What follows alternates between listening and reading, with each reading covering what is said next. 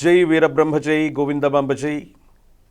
నేను మీ కృష్ణమాచార్య శ్రీ బ్రహ్మపదం. 25 సంవత్సరాల వయసు అవుతున్న వివాహం కాకపోతే, వివాహం అయినప్పటికీ కూడా భార్యాభర్తల మధ్య తగువులు ఎక్కువ అవుతాయి. అన్యోన్యమైనటువంటి దాంపత్య జీవితం లేకపోతే వీళ్ళ జాతకంలో కుజదోషం ఉంది, అందుకే ఈ విధమైనటువంటి పరిస్థితులు వస్తున్నాయని మనం అనుకుంటూ ఉంటాం. ఈ మధ్యకాలంలో ఎక్కడ చూసినా కుజదోషం గురించి ఎక్కువగా మాట్లాడుకుంటున్నారు. జాతకంలో కుజదోషం ఉన్నటువంటి వ్యక్తికి కుజదోషం ఉన్నటువంటి అమ్మాయిని లేదా అబ్బాయినిచ్చి మాత్రమే చెయ్యాలని, అప్పటికీ అలా చేయకపోతే ఆ దోషం ఉన్నటువంటి పరిహారం అవ్వదని మనం నమ్ముతున్నాం. ఇందులో వాస్తవం ఉందా? ఒకవేళ కుజదోషం అన్నటువంటిది ఉంటే వివాహ జీవితానికి తప్పనిసరిగా ఎన్ని రకాలైనటువంటి ఇబ్బందులను కలిగించేటువంటి అవకాశం ఉందా అన్నటువంటి విషయాన్ని మనం పరిశీలిద్దాం.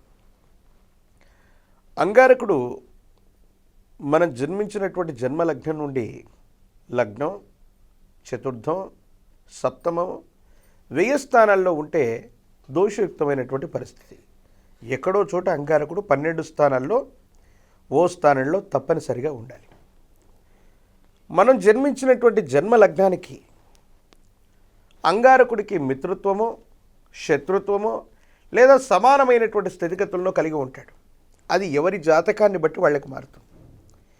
కానీ ఈ మధ్యకాలంలో అంగారకుడు లగ్నంలో ఉన్న, చతుర్థంలో ఉన్న, సప్తమంలో ఉన్న, వ్యయంలో ఉన్న సమానమైనటువంటి పరిహారాలు చెప్తూ మీ యొక్క జాతకంలో కుజదోషం ఉంది కాబట్టి ఈ అమ్మాయి వివాహ జీవితంలో మళ్ళీ కుజదోషం ఉన్నటువంటి వరుడు దొరికితే మాత్రమే వీళ్ళకి వివాహం చేయాలి, లేకపోతే పరిహారం అవ్వదని చాలామంది తల్లిదండ్రులు నమ్ముతున్నారు. దీని కారణంగా చాలామంది సోదరీమణుల యొక్క వివాహాలు 25 సంవత్సరాలు దాటిపోయి 3 పదుల వయసు కూడా దాటుతుంది.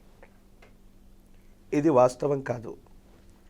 మీ యొక్క జన్మరాశిలో లేదా జన్మ లగ్నంలో లగ్నం నుంచి సప్తమ స్థానంలో వివాహ స్థానంలో మాత్రమే అంగారకుడు కుజుడికి ఉంటే అది వివాహానికి సంబంధించినటువంటి విషయంలో ఎక్కువ దోషయుక్తమైనటువంటి పరిస్థితిగా మీరు పరిగణించండి.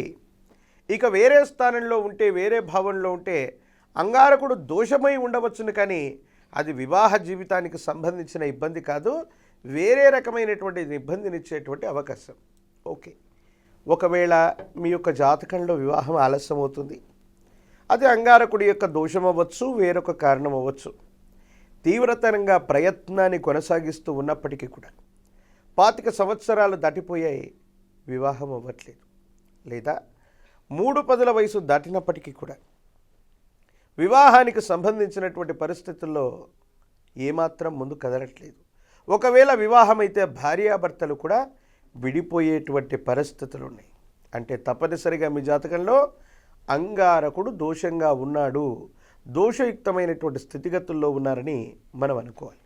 అందుకనే అంగారకుడికి అధిదేవత, ప్రత్యధి దేవతా స్వరూపాలు ఏవి చెప్పినప్పటికీ కూడా శ్రీవల్లి దేవసేన సమేత సుబ్రహ్మణ్యేశ్వర స్వాముల వారిని విశేషంగా ఆరాధన చేసిన 9 మంగళవారాల పాటు నియమనిష్టలతో కూడినటువంటి జీవన విధానంతో ఉన్న దోషయుక్తమైనటువంటి పరిస్థితులు తొలగిపోయి కళ్యాణ గడియలు శీఘ్రంగా రావటానికి అవకాశం తప్పకుండా ఉంది.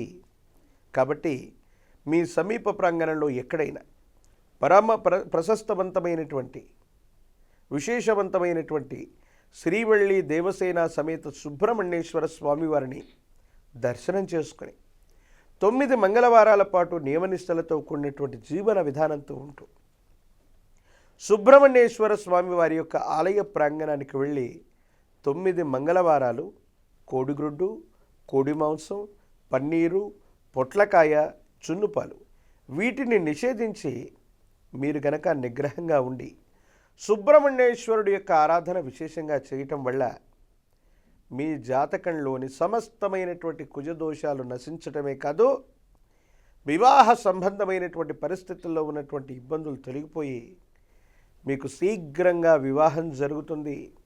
ఒకవేళ వివాహ జీవితంలో ఇప్పటికే మీకు ఏవైనా ఇబ్బందికరమైనటువంటి పరిస్థితులు వచ్చి ఉంటే కనుక భార్యాభర్తల మధ్య తగవులు సమసిపోయి అన్యోన్యమైనటువంటి దాంపత్య జీవితం ఉండేటువంటి అవకాశం ఉంది. ప్రత్యేకించి వివాహ సంబంధమైనటువంటి పరిస్థితుల్లో అన్యోన్యకరమైనటువంటి పరిస్థితులు ఉన్నటువంటి సందర్భాని కోసం మనమందరం కూడా పెంపుడు జంతువుల్ని బాగా మనం పెంచుతూ ఉంటాం. చిలుకల్ని పంజరంలో బంధించటం, కుందేళ్ళని పెంచటం, శునకాలు అవ్వచ్చు, ఇంకా కొన్ని రకాలైనటువంటి ఈ మధ్యకాలంలో సర్పాలను కూడా పెంపుడు జంతువుల్లాగా చాలామంది పెంచుతూ ఉంటారు. వీటిని ఒక రక్షణ వలయంలో బంధించేటువంటి ప్రయత్నం జరుగుతూ ఉంటుంది. 84 లక్షల చరాచర జీవకోటిలో ఏ జీవినైనా మనం పెంపుడు జీవిగా పెంచుకోవచ్చును. కానీ భార్యాభర్త స్వరూపంలో ఉన్నటువంటి 2 చిలకలు, భవిష్యత్తును తెలిపేటువంటి 2 చిలకలు ఆనాడు త్రేతాయుగంలో సీతా మహాసాధ్వికి కూడా తారసపడితే ఆ మాట్లాడుతున్నటువంటి భవిష్యత్తును తెలిసినటువంటి చిలుకను తన దగ్గర పెట్టుకోవటం వల్ల భర్తగా చెప్పబడుతున్నటువంటి వేరొక చిలుక విరహవేదన చేత జరిగినటువంటి వృత్తాంతం వల్ల భార్యాభర్తల మధ్య ఆ విశేషవంతమైన ఎడబాటు జరిగింది అని మన పురాణాలు కూడా చెబుతూ ఉంటాయి. కాబట్టి దయచేసి భార్యాభర్తల జీవితంలో తగవులు సమసిపోవాలంటే ప్రకృతిలో స్వేచ్ఛగా సంచరించేటువంటి ఏ జీవిని కూడా బంధించి ఇంట్లో పెట్టుకోవటం, వీటిని మేము విశేషవంతమైనటువంటి పరిస్థితుల్లో వీటిని మేము పూజిస్తున్నామనో వీటిని పెంచుకుంటున్నామనో ఇలాంటి ఆనందాలకు మీరు పోవద్దు. కాబట్టి పెంపుడు జీవుల్ని బంధించి ఉంచేటువంటి పరిస్థితుల వల్ల కూడా భార్యాభర్తల మధ్య తగవులు ఏర్పడేటువంటి అవకాశం తప్పకుండా కలుగుతుంది. కాబట్టి వివాహానికి సంబంధించినటువంటి పరిస్థితుల్లో అంగారకుడు దోషయుక్తమైనటువంటి స్థితిగతుల్లో ఉన్నట్టయితే మంగళవారాల పాటు నియమనిష్టలతో కూడినటువంటి జీవన విధానంతో ఉండండి. సుబ్రహ్మణ్యేశ్వర స్వామి వారిని విధిగా పూజించడంతో పాటు కందులు లేదా కంది బేడలని, ఎరుపు వస్త్రాలని దానం చేయటం వల్ల సుబ్రహ్మణ్యేశ్వరుడి యొక్క అనుగ్రహానికి మనం పాత్రలమవుతాం.